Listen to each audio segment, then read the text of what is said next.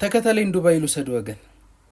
እዚህ ጋር ቼኪን ማድረጊያችን ይሄንን ይመስላል። እዚህ ጋር ደግሞ ኢሚግሬሽን አልፋችሁ እንደገባችሁ በቃ ኤርፖርቱ ሲያምር በቃ እንዴት እንዳሳመሩት ማለት ነው።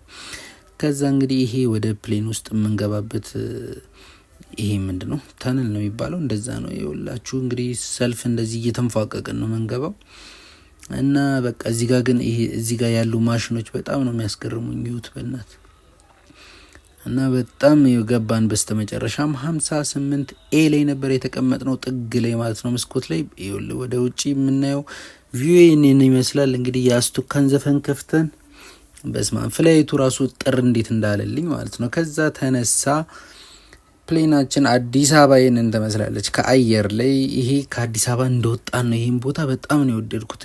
የሚገራርም እርሻ ነው ብቻ እንዴት እንደሚያምር። ይሄ የት እንደሆነ አላውቅም። እዚህ ጋር ጋራው የትም አለ ሸንተረር ወንዙ ምናምን እያልኩኝ የዘፈንኩል ነው ማለት ነው ገና ስወጣ። እና ምግባችን በስተመጨረሻ መጣ። ርቦን ነበር። የእናቴ ምግብ አልበላም ብዬ ርቦኝ ነበረ።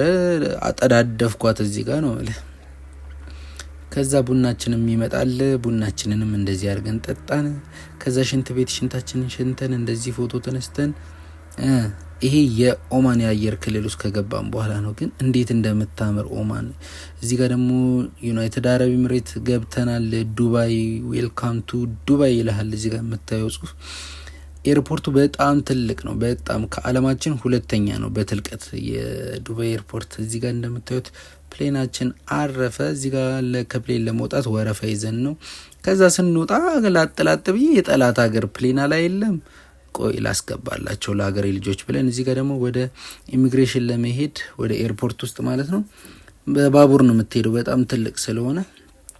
ለመውጣትም እንደዚህ ተሰልፈ ነው። ከዛ ይኸውልህ ህዝቡ ላጥላጥ ብሎ ነው የሚሄድልህ። ይሄ ነው ኢሚግሬሽኑ ይሄ ነው።